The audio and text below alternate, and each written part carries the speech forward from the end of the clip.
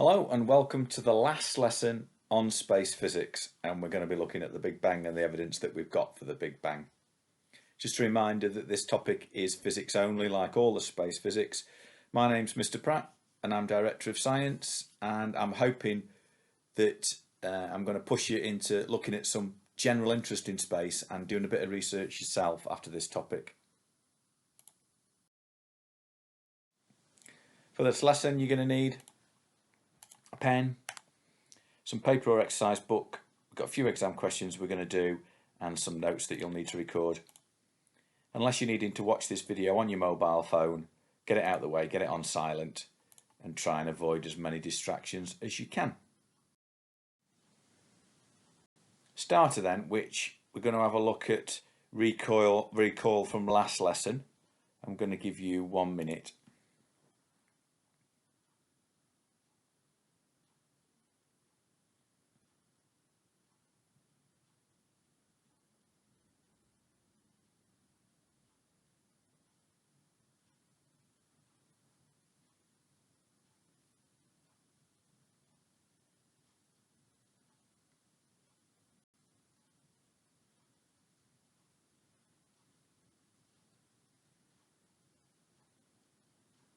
Thirty seconds.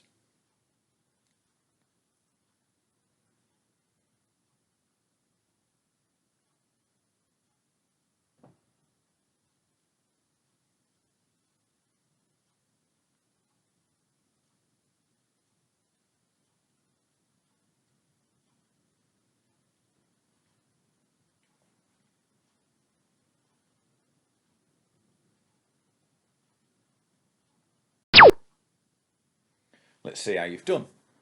So we looked last lesson at redshift and blue shift and the Doppler effect. So if a galaxy is blue shifted, that means that the wavelength of the light has been made smaller, so it's squashed.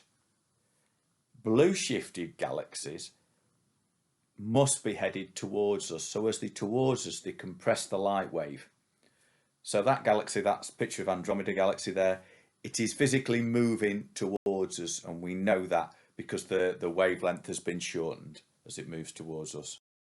So in summary, redshift tells us an object is moving away from us, so blue shift tells us that it's moving towards us. And remember, when we're talking about astronomers, we're looking at the absorption lines being moved towards the blue end of the spectrum or the red end of the spectrum. Just a reminder that those lines are caused by the atoms in the atmospheres of stars absorbing certain wavelengths, hydrogen, helium, pretty much all of the time.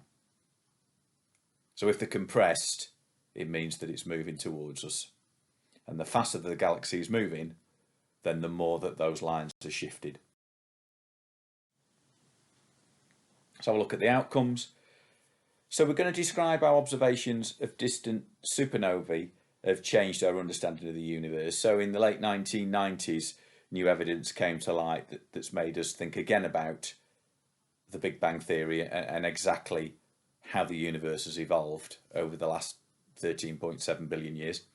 And the other outcome, we're going to look at how we use redshift to give us the Big Bang Theory in the first place. A lot of our current understanding of the universe has come about from the work of Edwin Hubble and a lot of other astronomers and scientists that worked alongside him. So Hubble was an American. He lived from 1889 to 1953. There he is, smoking a lovely pipe. And he looked at light from our sun initially, and when he looked at the sun, he looked at the spectrum, the wavelengths of light that it gives out. He looked at where the absorption lines were. Then he started looking at what he thought were distant stars using a telescope, and the absorption lines he noticed on those were moved. They were in slightly different places than they were when he looked at the sun. So he noticed that there were different amounts of redshift depending on where he was looking, and the further away he was looking, the more the redshift, so the faster that they were moving. Now, this was a really important discovery, but this goes alongside that. Before Edwin Hubble, we didn't even realise that there were more galaxies. We thought the whole universe was the stars that we can see in our galaxy. So pretty much overnight, scientists were facing the fact that there wasn't just one galaxy with billions of stars in it. There were billions of galaxies with billions of stars in it. So overnight, the universe became much, much, much bigger. It's the equivalent of being locked in your house, not being able to go out, thinking that your entire world is inside this house, and then someone releases you and you go outside and you see that there's all these other things outside that you weren't aware of. So pretty mind-blowing at the time. Because of Hubble's work, when we put up the Hubble Space Telescope, that's why it's named after him, and that has actually carried on doing some of the work that he initially did, looking at the way that the universe has evolved and changed over time. Someone very important not to forget was Henrietta Swan-Leavitt, who noticed that particular variable stars always had the same brightness. Hubble wouldn't have been able to do his work without what Henrietta did, because it allowed Hubble to know how far away he was looking. It's something called a standard candle that we use in astronomy, but I'll talk more about that a little bit further on in the lesson. So that's the graph, and that's a photograph of the original graph. And I'm going to give you 1 minute, and I want you to explain to me the relationship that it shows. Let's say it's a 2-mark question, so don't just put a really simple answer, just think a little bit more deeply.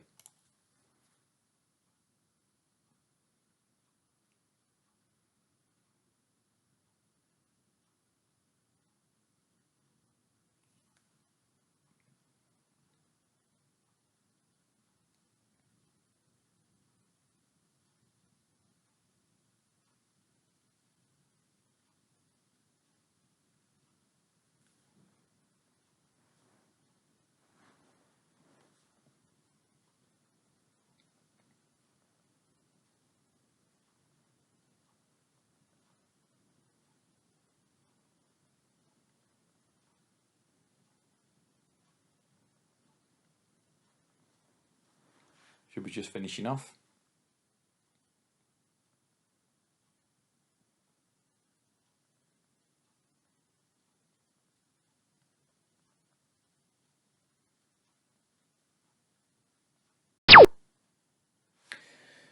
So whenever you're answering a graph question, use the labels that you've got. So if we start on the x-axis, if we say the greater the distance from Earth, so we're moving in the direction of the blue arrow there on the x-axis, then the greater the velocity of the galaxy as it moves away from us. So there's your 1 mark. Bigger the distance, bigger the velocity. Being an astronomer and not a mathematician, he's put the origin of the graph in quite an awkward place.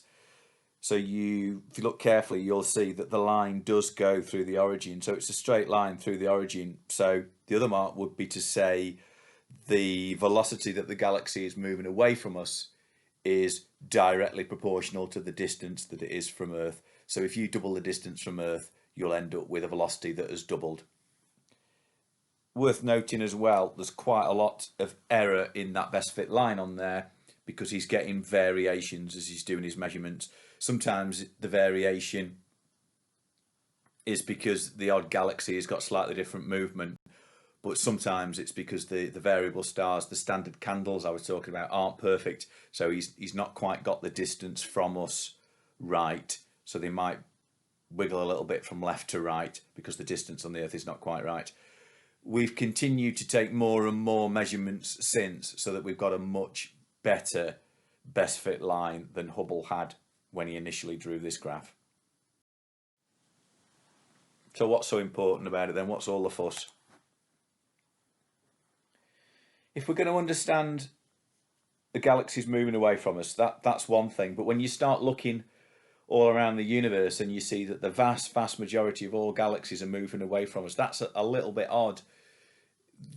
The only way it could be, if the universe wasn't expanding, was to say that we were somehow at this particular point in the universe and everything happens to be moving away from us, which would be very, very odd. So the only explanation is the whole universe itself is expanding. So wherever you look, everything appears to be getting further away from you.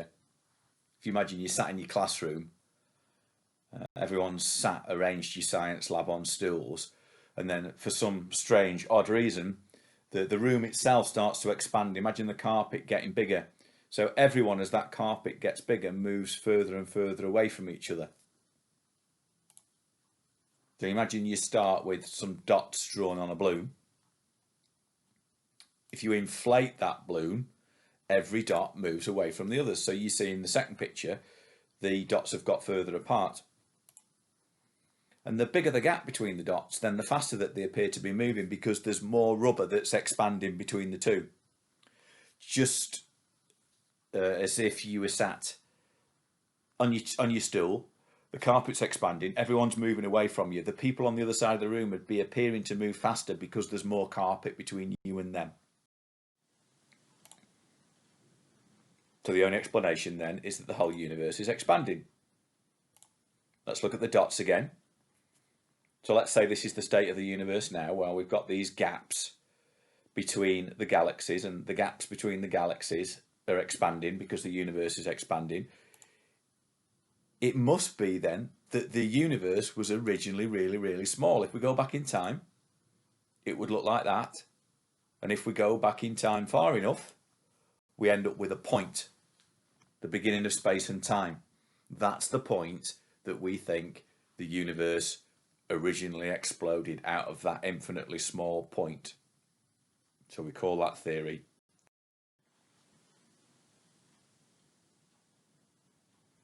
Big Bang theory then. So we start with this very small, dense, hot universe. Universe expands and starts to cool. Originally, there was no atoms as such, because there was so much energy in the very beginning of the universe that electrons and protons wouldn't fasten with each other because they're too hot. So we started off with what's called plasma. We've just got charged particles flying about, and as they start to cool down and have less energy, you start to get atoms, initially hydrogen atoms with one proton and one electron. And we can see that the universe is still growing today. So the first two pieces of evidence come from Redshift. Important to note, though, that there was quite a battle in science for quite a few years over this theory. A lot of scientists, very eminent and well-qualified scientists, didn't like it and believed that the universe had been exactly the same forever. So it didn't have a start and it had always been exactly like it is. And that was called the steady state theory. So it stays in the steady state. It's not changing. There was quite a big battle over many years, but as more evidence came out, it started to become more and more accepted.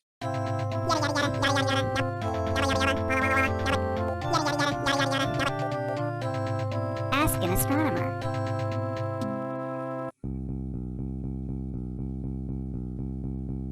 What is a redshift? Astronomers often use the term redshift to describe how far away a distant object is. To understand what a cosmic redshift is, think about sound. Sound travels in a wave. You hear the engine of an airplane because the waves travel through the air to your ear.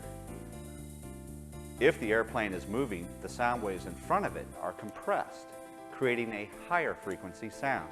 The sound waves behind it stretch out, creating a lower frequency sound. As the airplane passes you, you will hear the familiar Doppler shift. Light also travels in waves, and a similar thing happens to these waves. Light waves are able to compress and stretch, thereby changing their frequency or color. Blue light has shorter wavelengths than red light. When an object in space moves towards us, its light waves are compressed into higher frequencies or shorter wavelengths, and hence we say that the light is blue shifted. When an object moves away from us, its light waves are stretched into lower frequencies or longer wavelengths, and we say that the light is red shifted. So, how does redshift define distance? Well, the light from most galaxies in the universe is redshifted, as seen from the Earth, because the universe is expanding. It turns out that the farther away a galaxy is, the faster it's moving. And the faster a galaxy moves, the more its light is redshifted. So measuring the amount of redshift is a good measure of the distance of the galaxy. Using this cosmic redshift, astronomers have measured the distance of galaxies as far away as 12 billion light years. And we're always pushing that cosmic limit farther back. For Ask an Astronomer, I'm Dr. Tom Jarrett at NASA's Infrared Processing and Analysis Center.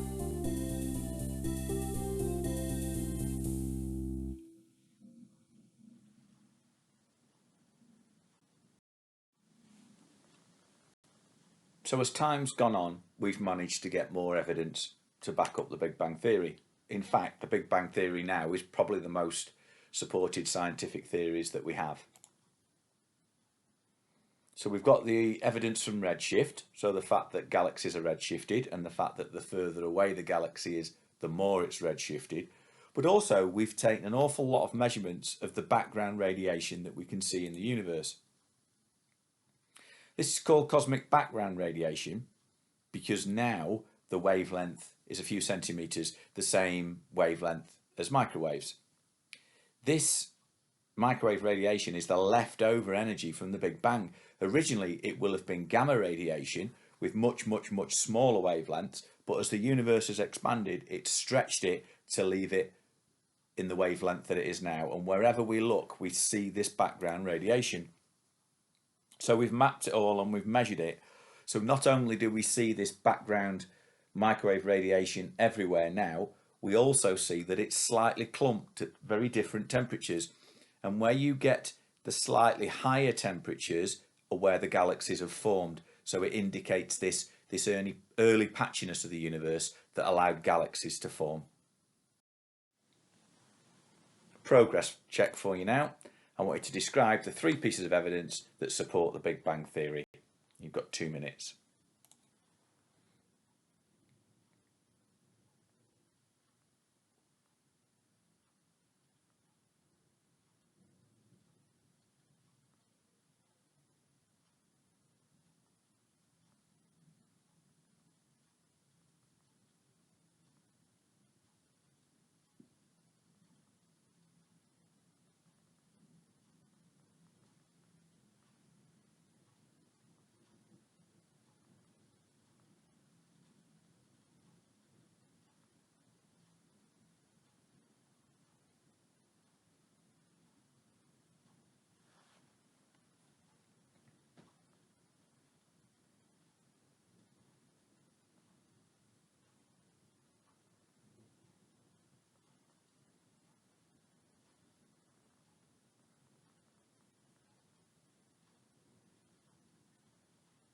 It's halfway through your time.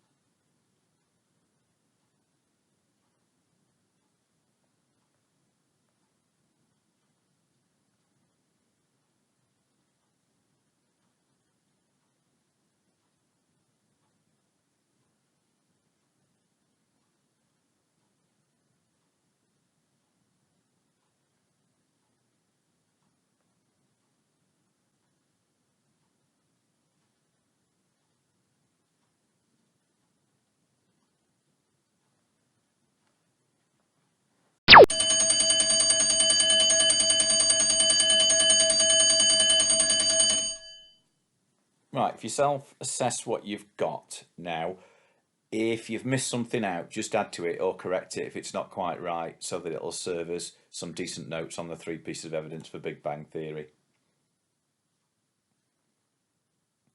So we've got most galaxies redshifted, which means they're moving away from us, so the universe is expanding.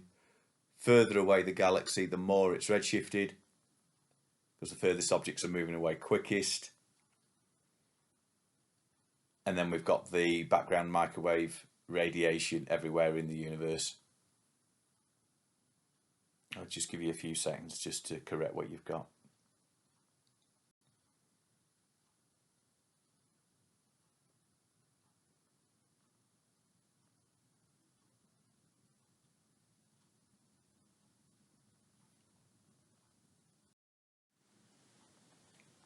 Right, Houston, we have a problem. So all scientific theories that we have are based on the evidence that we have available at the time. Now, that can cause problems sometimes because we often get new evidence, and the evidence might show that the theory is wrong. It's not quite right. It doesn't work. And this often happens over time because we get improved technology, so we can look at things more accurately or look at things that we couldn't currently see. So telescopes have evolved, they've got better, we've been able to see further. So what do? Well, whenever evidence comes out that doesn't support a particular theory, the first thing that we need to do is check the evidence and get more of it if possible. And if it keeps coming back saying the same thing, well, your choice is either to alter the theory so that the theory now fits the new evidence, or sometimes in science, we have to change the theory completely.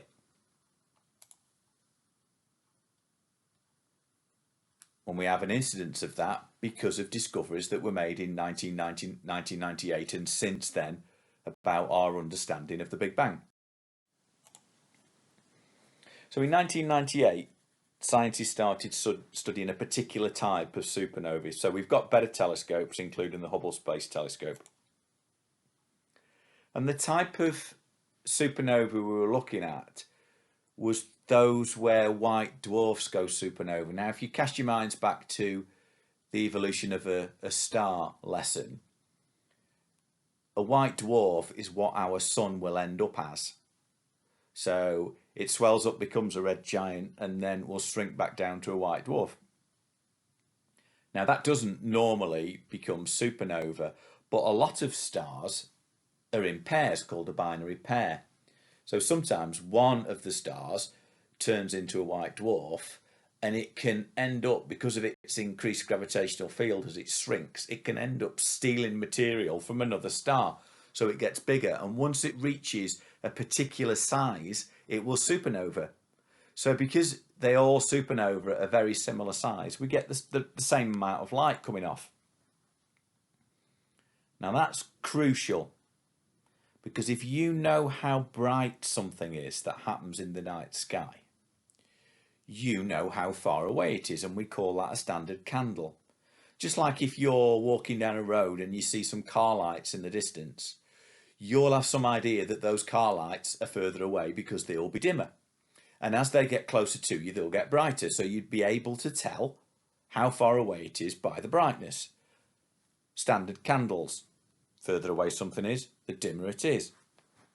So when scientists spot these particular supernovae going, we can look at them and we know how far away they are. Because if they're brighter, they're closer. If they're dimmer, they're further away. So it gives us a really accurate idea of the distance.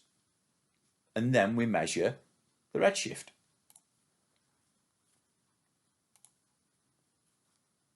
And the redshifted, of course the redshifted because we've got the Big Bang Theory.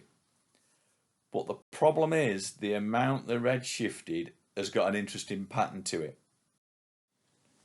Here's some redshift supernovae that Hubble Space Telescope observed. And we've got 4 on there. So when scientists looked at the redshifts of these supernovae, they found that some of them were more redshifted than they expected, so more than we previously thought. This meant then that these supernovae must be moving faster than expected. And since these are the supernovae that had exploded in the last 8 billion years, that then means that the expansion of the universe must actually be speeding up. So if you imagine when we look at stars, when you look at the sun, we're seeing how it was 8 minutes ago because it takes the light 8 minutes to reach us. So the signal's eight minutes old. When we're looking at the next nearest star to us, Alpha Proxima and Alpha Centauri, they're about 3.5, 3.6 light years away. So we see them now as they were 3.5 years ago, because that's the amount of time that light's taken to get here. So there's a delay. So the further we look in the universe, the further we're looking back in time. So the supernovae that we're seeing that are between now and 8 billion years ago have got a faster movement, which means that the universe from 8 billion years ago to now has been expanding faster than it was before. So that's speeding up. If we look at this picture then, on the right hand side, we've got the Big Bang, which is 13.8-ish billion years ago. And on the left hand side, we've got the present day. So as we look at all of this, the galaxies are between us and that yellow line, which represents 8 billion years ago. Those galaxies are moving faster than we expect. They're more redshifted than we expect, which gives us a graph like this. So now is in the center there. So we've got this expansion now. And this expansion at the moment is increasing. So we now believe that the universe, expansion of the universe, is going to get faster and faster. We initially thought that it would stay as it was, so the expansion would carry on going, or even more likely we thought that the universe expansion might slow down because of the forces of gravity that are trying to hold everything together. You'd expect it perhaps to spring back at some point, so slow down and come back. But this rate of expansion is now increasing, and if that carries on, the universe will just get colder and darker and fizzle out till there's pretty much nothing left. So that gives us a problem then. So if you imagine that the pie chart is all our understanding of the universe, that little bit there, that 5%, is the stuff we know about. Matter, atoms, stuff that makes us up, stuff that makes up the Earth, the stars, the atmospheres around planets. All that stuff we know about is 5% of the universe. Then we've got another 25% that we're calling dark matter. I'll explain what that is in a second. And the rest of it, 70%, we call dark energy. Now, as a scientist, that's quite scary that we actually know about 5% of the universe. It puts things into perspective.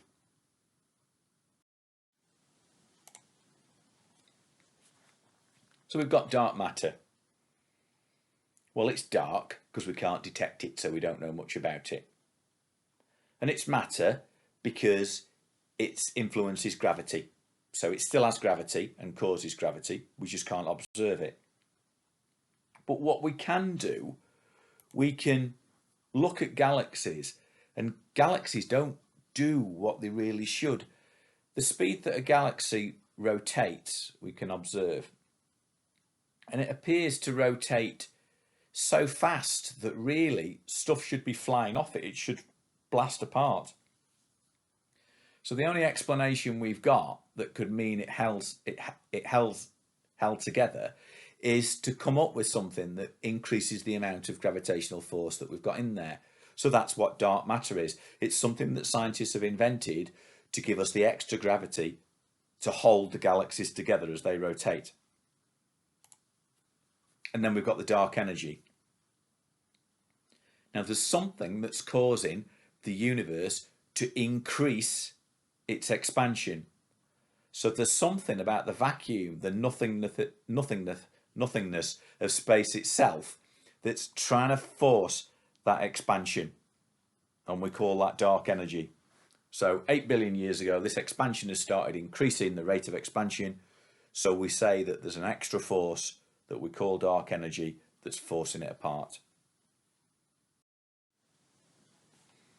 I'm going to give you 4 minutes for this exam question then, and it's worth a total of 6 marks, and then when you've had your time, I'll get you to self-mark it.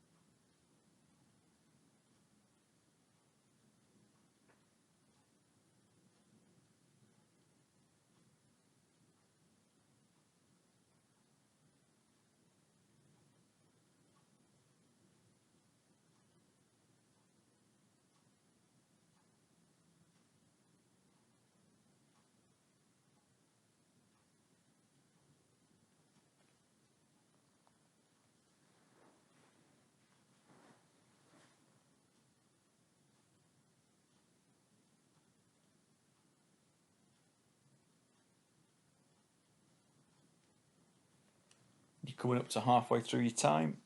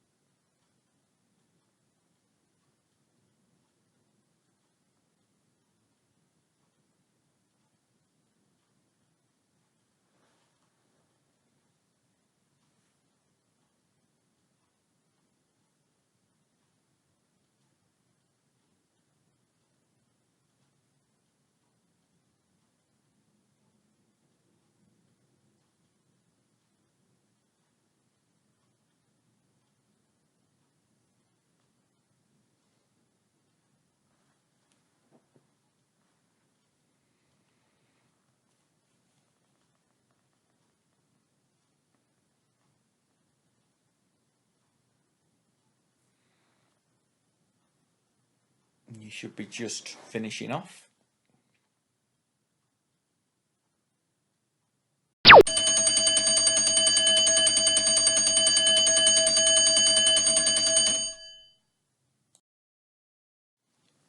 Part A then, make sure you're self-assessing it, give yourself a mark, alter it if it's not right. So we're describing what the Big Bang Theory is. So the Big Bang Theory is that the universe began at a small initial point. We had an explosion and then we had this expansion. So an explosion expansion will get you 1 mark and 1 mark for saying that it started at an initial point. Next bit's about the evidence for Big Bang. So light shows a redshift. Just note there that it won't give you the mark if you just say redshift. You've got to say that light is redshifted. And then that means that galaxies must be moving away from each other. You can, if you said star, that's okay, but if you said planet, that isn't okay, because planets aren't emitting light, so you're not going to be observing them.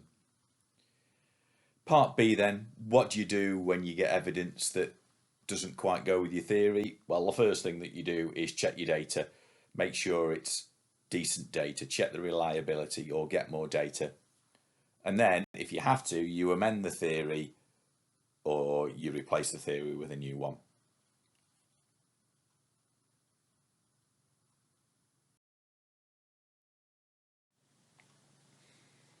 Exam question 2 then. Quite a tough one, this one, worth 4 marks. I'm going to give you 2 minutes. So we're talking about how the new evidence from supernovae in 1998 has meant that the Big Bang Theory needs amending or changing.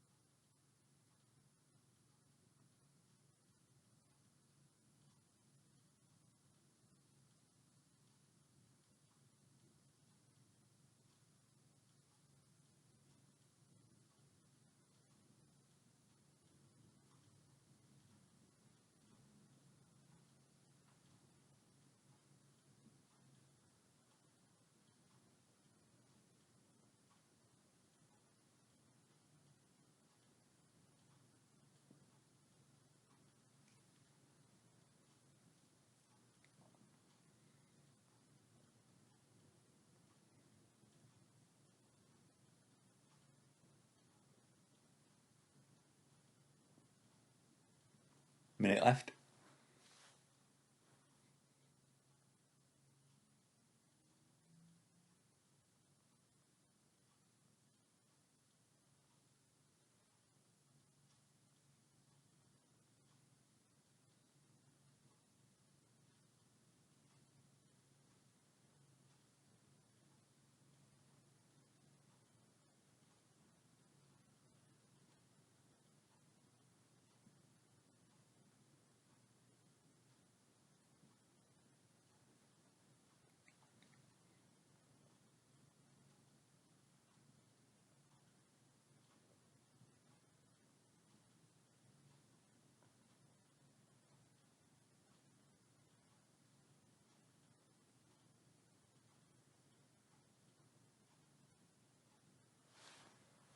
just be finishing off.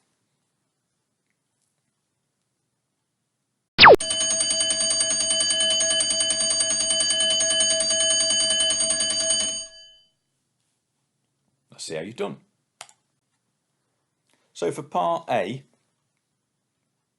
we need to say that the light from the supernova is redshifted, like everything else. But the light from the closer galaxies is more redshifted than expected. So that's the problem. It's more redshifted than expected. Which means that the expansion of the universe has been accelerating. It doesn't matter if you've not remembered the last 8 billion years, but you need to say that that expansion has started accelerating. And the phenomena that we've invented really to explain the data, we've put something new into our theory as we've amended the theory. And the thing that we've put new into it is dark energy. And that's the term that we've put for the thing that's accelerating, the thing that's forcing the universe apart faster than it was previously doing. Now that's pretty much it for the content that you need to know. But what I thought we'd do, with it being the last lesson on the space physics topic, is to have a look at this picture that we're going to slide along from left to right. It's very, very difficult to get your head around the universe, the size of the universe, and what it's actually like. So we can take a bit of a tour now, starting with the Earth on the left-hand side. Now, whoever's done this picture is very clever. You couldn't do it to scale, but they've picked a scale that we call a logarithmic scale. So as we move along, everything gets more and more compressed, so it lets us see it. So, for example, we've got the Earth on the left-hand side, and we've got the Hubble Space Telescope there. But as you move further away, we're shrinking all the distances so we can fit everything in. So we've got the Earth, and we've got the Moon, and we move towards the Sun, and we've got the inner planets like Venus and Mercury orbiting the Sun. And then we'll start moving along and out of the solar system. So we're moving now, and we can see that the outer reaches of the solar system have just come into view. So if we go past Pluto, we go to the Kuiper Belt, and the Kuiper Belt is where there's lots and lots of asteroids. If we move even further out to something called the Oort cloud, that's the very edge of the solar system. There's lots of comets. It's very cold out there. And then we'll take another move. So as we're moving now, you can see that the next nearest stars are coming into view, Proxima Centauri and Alpha Centauri. There are two stars that are very close to each other. We've got some very bright stars that are relatively close to us, like Arcturus and Vega, stars that are very bright in our night sky.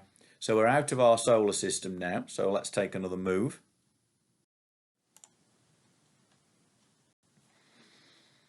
And then we can see the next nearest thing to us is the rest of the Milky Way. So we're part of it, but we're quite near the edge of it. So we've got the other objects in the Milky Way, billions of stars in there. And if we move again, you can see that the next nearest galaxy to ours, Andromeda, that we've talked about, because it's blue shifted, because it is actually moving towards us, it may well collide in billions and billions of years with the Milky Way and possibly form one bigger galaxy, which may have happened to it already, so it's swallowed up others. Let's take another move. Just a reminder that everything is now getting squashed up so we can fit it in. So we're now seeing all these other galaxies, billions and billions of other galaxies that we can see. We're going back in time as we look further away as well, because the amount of time that light has taken to travel towards us. So we're now getting to sort of 10 billion years ago. Let's move a little bit further. And you can see we've got all these filaments now, so the galaxies are all sort of joined together in filaments. As you go further back, just before we get to the Big Bang, there's no stars, because we've just got all this high energy there, so much energy, so much high temperature that we don't have even electrons bonded to protons, so we've got no atoms, so we've got no stars. And then finally we get to whatever was there before the Big Bang. Now in physics we say that the Big Bang isn't just the start of the universe, it's the start of time itself, because from the Big Bang onwards we have the laws of physics that we use to model it now. What went on before the Big Bang? Well, we don't know. There's lots of theories that are coming out, even including theories where you've got multiverses, so there's lots and lots of these universes, and it could well be that our universe has popped out of another one, like a bubble in foam that's expanding and moving out. So there's lots of theories. We've not got much evidence yet, but over the next 50, 60, 70, hundreds of years, we'll start to get more evidence, because we'll start to get better technology where we can look back in more detail.